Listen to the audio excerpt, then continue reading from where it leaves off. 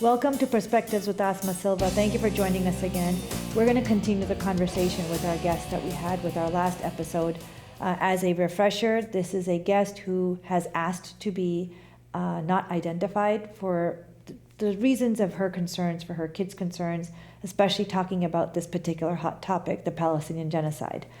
We are going to continue the conversation, but one thing I'd like to have you keep in mind is the different perspective that she's bringing to the table. I've covered the history with Dr. Najjar.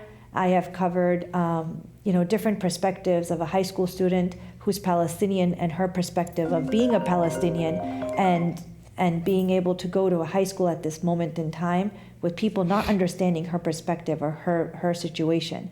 And today I wanted to share this perspective of where our guest was raised in a Jewish family as a secular American, but at the same time had that perspective before she has decided that she wanted to side with the Palestinians because of the facts that she has researched and checked. So thank you again for continuing this conversation. I know there's so many questions I could ask, and some of those questions, and I don't want them to be sounding like as I'm trying to put you in the spotlight, but you're one of the few people that I could probably ask this question with the perspective that you have. Where do you see the future of Jews and Muslims and Christians, as you said in our last show, that a lot of people don't realize there's Christians also in Palestine, living in the current state it is? What is the path forward, in your opinion? I mean, that's a question nobody's been able to figure out for years. So I don't think I have, I don't know if my perspective is going to help on that. But I mean, I don't see all this, violence as helping in the least. I think that, one of the arguments is that Israel left the Gaza Strip in 2005. But the reality is they took away the settlements, but they were still there on the border saying what can go in and what can't. I mean, the evidence of control is the fact that they turned off the water. They turned off the electricity, right? They don't allow food in. So how's that possible if they don't have control over that area, right? So they didn't actually leave. That's just another talking point that they have. Actually on the way here, I was listening to NPR, and I guess Netanyahu was interviewed this morning, and he was asked what's the next steps after this is over. And he said, well, we have to get rid of the Hamas, and we can't put in the Palestinian Authority, so we're going to have to do it. And we have to make sure that they don't have any weapons. They have to be demilitarized and this. And he's trying to compare it to Nazi Germany and what happened to Germany after. But the difference is that the Americans and the people that were there in Germany to ensure that they didn't, go back to those Nazi ways, didn't humiliate the people every day, didn't, have these kind of horrific experiences where they don't give them the right to build, and then when they do, they immediately tear down their homes. Didn't keep trying to push them away. They kept telling them, go to the South, go to the South. Well, yesterday they told them, leave the South. Where are they supposed to go? So it doesn't, if you think about this objectively, everything going on there just doesn't make sense.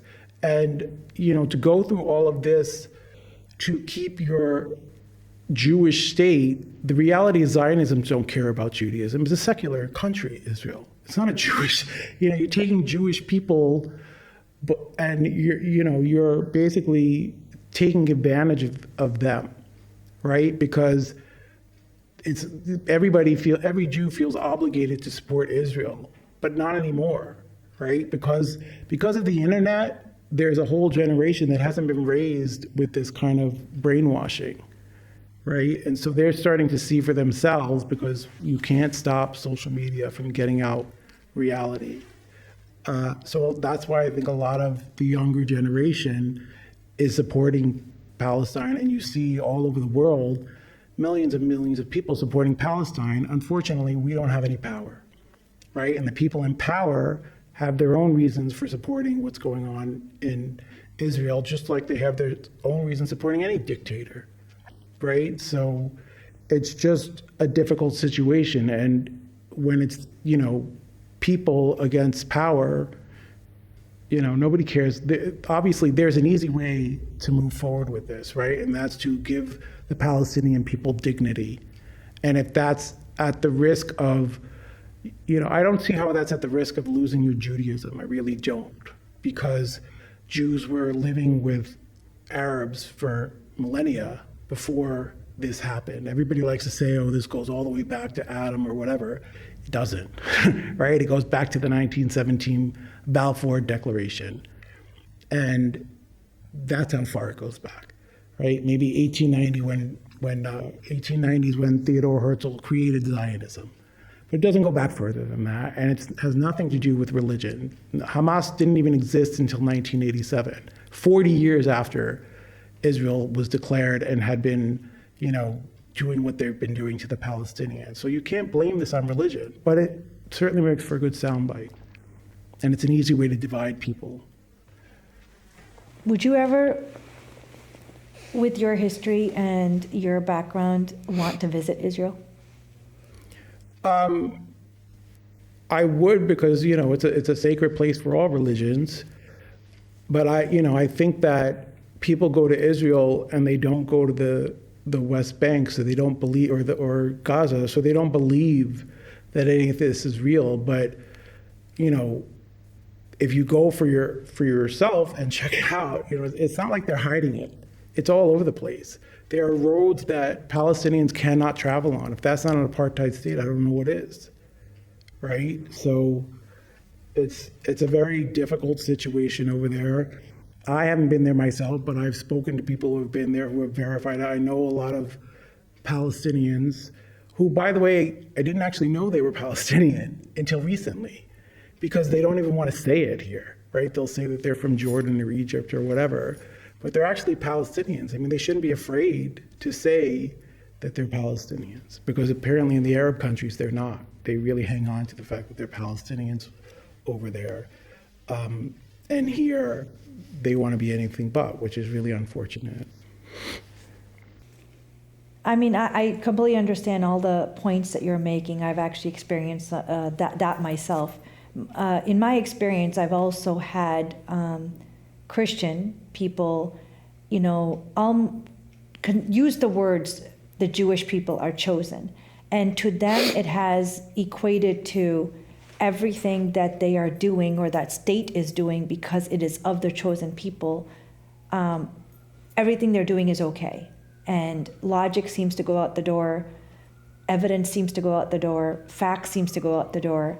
And I'm always very confused at why that word and that phrase seems to, justify every type of atrocity that occupation can do.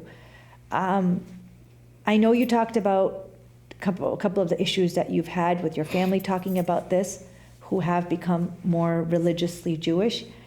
But in the case of the media here, what do you perceive is where are you getting your information from? I know you said Al Jazeera, but is there any media outlet that you found in the West that's been more fair, so that our audience can start maybe looking into those kind of media instead of maybe a foreign media that they're not familiar with?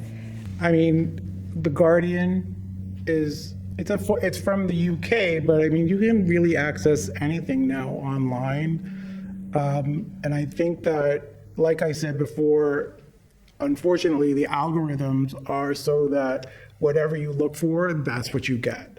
So you have to be kind of specific in what you want to see. Like if you look up a medicine, it'll give you the medicine. But if you look up problems of the medicine, you'll get a whole bunch of different stuff, right? So you have to be really specific and know what you're looking for.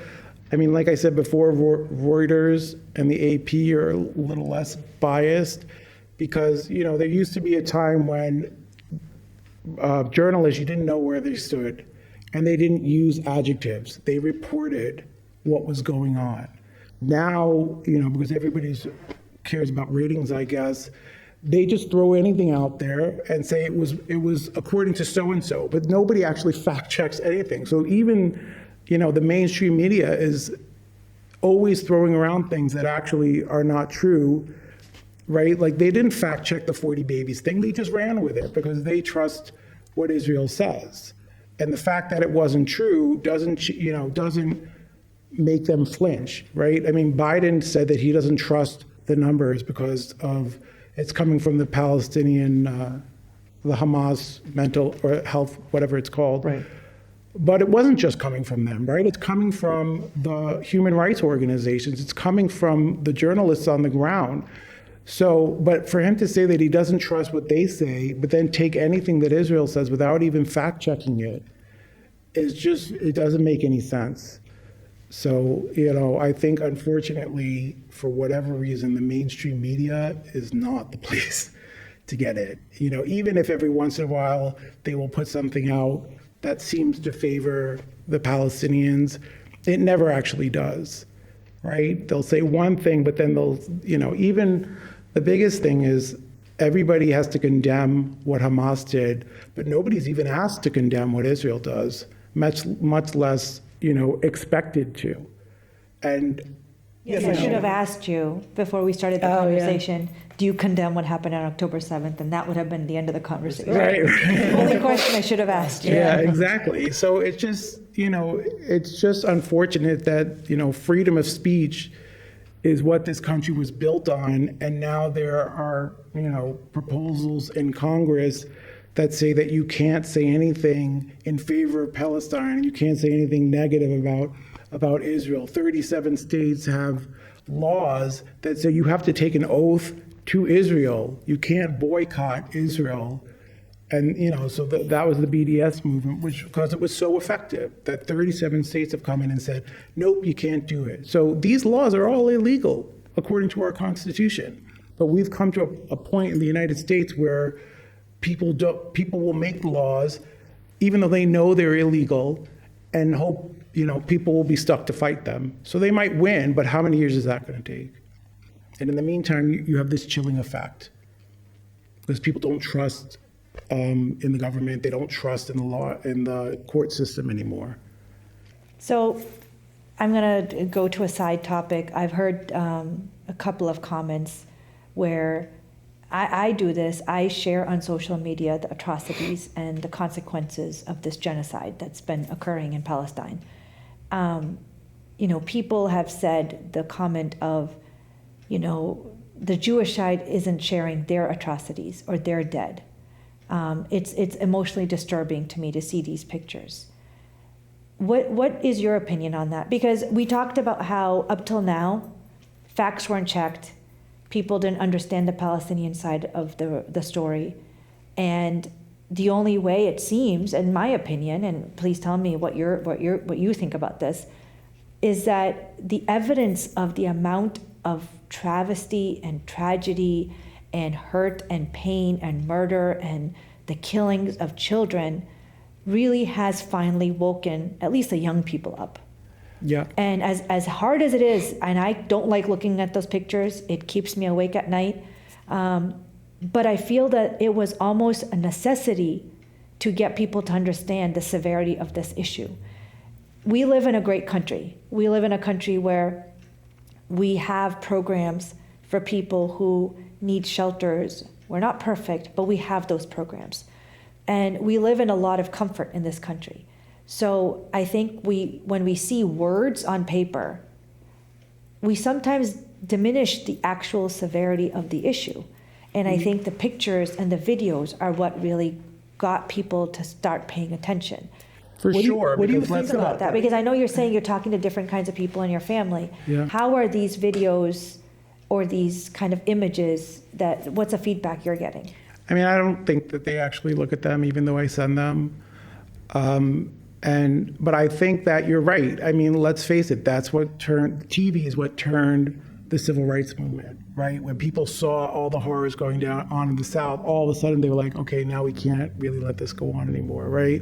It's the same thing with apartheid South Africa. I mean, these are the things that move people out of their comfort zone and say, wait, this is going on, and now I know about it. You can't, when you don't know about it, it's easy to feel like, oh, I didn't know. But I don't think there's anybody that can say they don't know anymore. And even, going back to the Holocaust again, I mean, there's been plenty of images of all that stuff. So it's not, I don't think it's really about that they don't want to show their dead. I think they don't exist. I think that proof doesn't exist. I was told today at the mosque that, somebody saw a video of all the dead babies. Okay, but Haaretz named all the dead people, and there is not one baby on that list. So whatever you were shown clearly wasn't anything that happened on October 7th, because the Israeli, news machine is already saying that out of all the people that were killed, and again, any death is horrible, right? But to me, under the laws, under the international laws of war, and in Islam, we're allowed to fight only against people who are fighting us.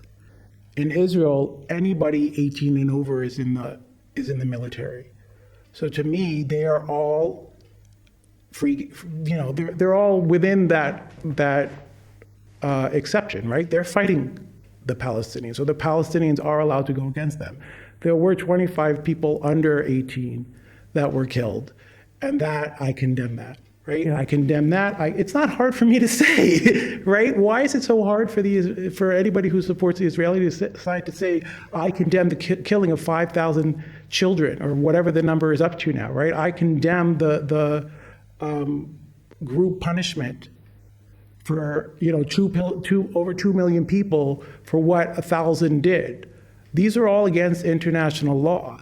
And Israel, says we have the right to defend ourselves. Actually, according to international law, they don't, right? Because in 2004, the UN, it's the UN Justice, but it's Chapter 139 of that paragraph 139, sorry, of whatever the UN Justice put out. You can look it up. They can look it up. Whoever's hearing this specifically says that an occupied territory has the right to resist.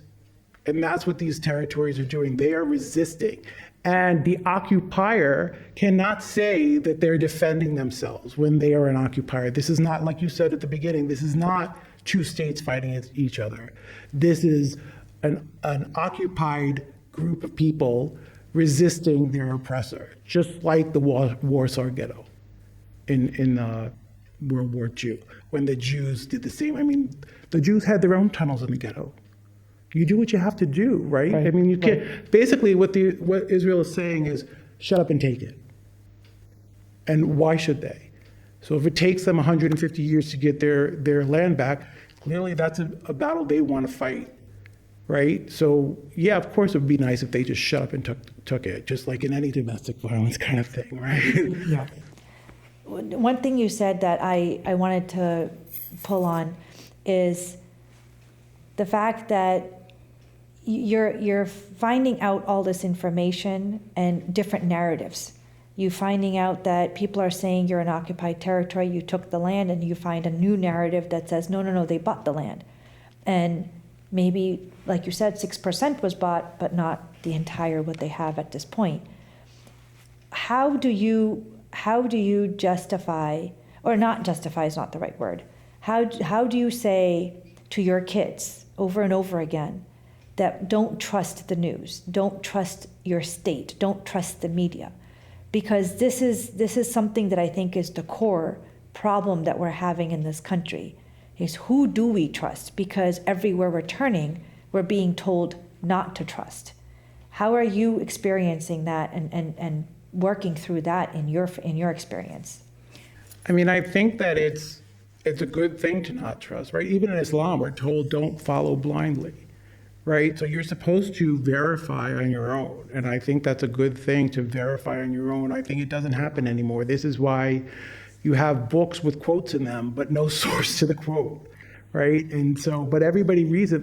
If it, sounds like something that makes sense to them, then they just buy it.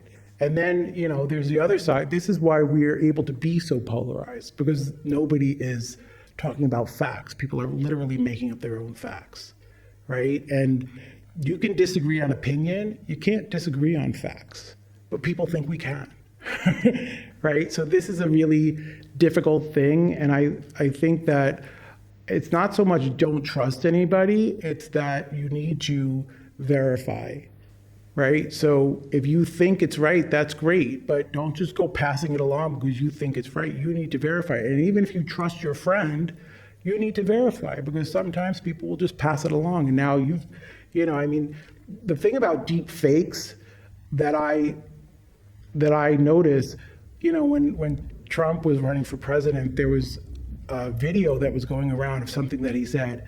And to me, it sounded just like something he would say, right? So I bought it and I passed it along. I thought it was true. And then I saw something in Snopes.com, which is a fact-checking kind of website. And it said it was false. And I was really shocked because it looked true. Hey, it was a video, right? It's not just audio, which can be faked. It's a video.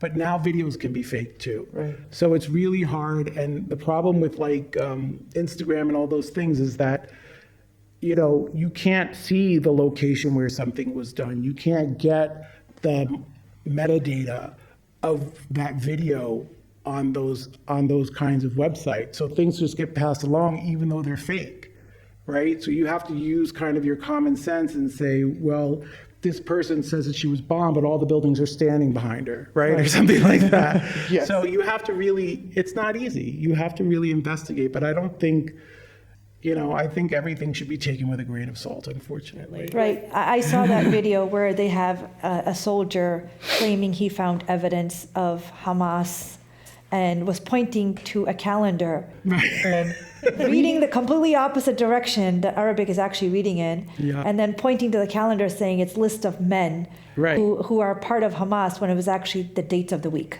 And CNN was there for that, right? And they were perfectly happy to not vet anything. I mean, how you send somebody to an Arab-speaking world and you don't have somebody that can speak some Arabic there, I don't really know. But it certainly makes it pretty easy for, people to lie about what they're finding. I mean, the Israelis were told by human rights organizations that there was no Hamas in Al-Shifa, but they decided to invade it anyway, because that's what they're doing. That's the evidence of a genocide. This is not about Hamas. Right. This is about getting rid of people on the ground so that they can go in and take that land, Right. like they've done before, right? And they keep saying, go And here, the key go is like there. they've done before. Yes.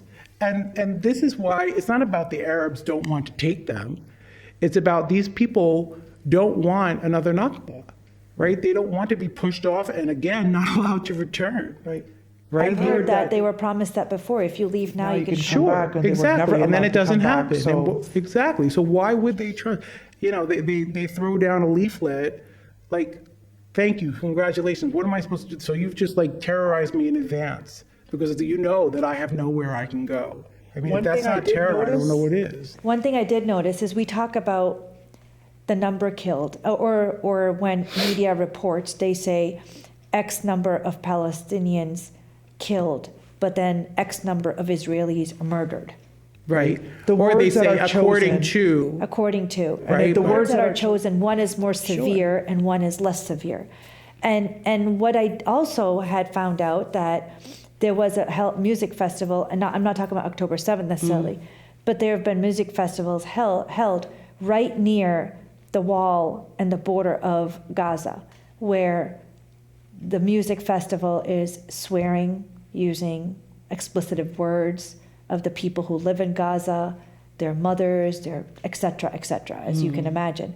And so as much as we are looking at the facts of the number killed, how many were children, how many were civilians, et cetera, we're forgetting about the social emotional aspect of it when you're on the other side of an open air prison / concentration camp and you're hearing this other side of the wall playing music and having fun and dancing and chanting things that are, genocidal chants of killing the people on your side because you were born on that side with a specific ethnicity or Palestinian, whatnot.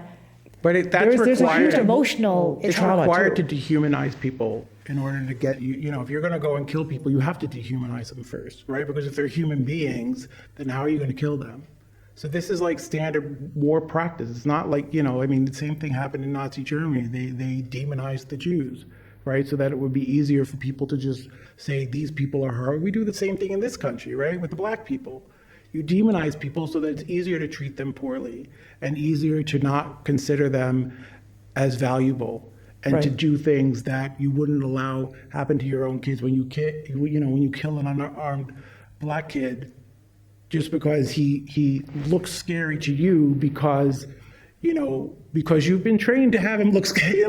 That's what you've been trained to have. I mean, what's so scary about a person who's 6 feet tall, white, 6 feet tall, black? What's the difference, right? I mean, but there is a difference because that's how they've been portrayed in this country. And that's why there's such a big push to have them portrayed differently. Because, I've heard black people say that they're scared of black people because they watch the same TV shows, and it's wrong. It's not right, but it's necessary for people to be able to do what they want to do, and it's hard to, not take that in and to not be afraid, to ignore all that stuff. But I think what you said about that's an easy way to find bias in a report, right? If they use different language for different people, if they use adjectives at all, frankly, that's bias to me, right? A news report should just be reporting the facts. Right. And if we could get back to that, maybe we wouldn't be so polarized in this country. So we only have a minute or so. I'm going to wrap up. Do you have a couple of any tidbits or advice, or you want to say a comment to the audience before we wrap up? I mean, I just really appreciate the opportunity to say this. I hope, people who see this will think on both sides. And I do think it's important to know both sides. And I think that it's important to talk to people who don't agree with you, not so that you can convince them to agree with you, but so that you can understand where they're coming from and why they're doing what they do. And maybe, like for me, I feel like the conversations with my brother or, listening to certain radio stations, they help me because that's why I understand that the narrative is changing, right? That's why I think this whole situation is all about the narrative. And in order to stop that, we need to understand that narrative and counter that narrative. Thank you. So to wrap up, one thing I wanted to share was the reason why I introduced our guest as a very unique perspective is because a lot of times we are thinking we're giving the Palestinians or we're thinking we're giving this particular issue both sides of the story. For example, if you're going to have a panelist, you invite someone from the Israeli point of view, the Palestinian point of view, and maybe someone to moderate. But I'll be honest, I believe that's completely unfair. For 75 years of being occupied, traumatized, terrorized, murdered, killed, expelled, you cannot have a bully sit right in front of the person they victimized and expect to have a productive conversation. If you're going to do a panel and you're going to try to be fair, I suggest you always have allies. And the reason why I believe that our guest was extremely important today was because she isn't Palestinian and she is speaking on the behalf of understanding both sides after she's understood both sides. So when you do want to take into the perspective of wanting to understand the Palestinian issue, don't put the Palestinian in a spotlight by themselves. Give them a chance to have someone to help them speak through this incidences and their trauma and their experience and their rights, because it is scary for them. If people who aren't Palestinians are afraid to speak out or show their face because they're afraid their family is going to be affected, how do you feel that a Palestinian person is going to feel? So thank you for watching Perspectives with Asima Silva.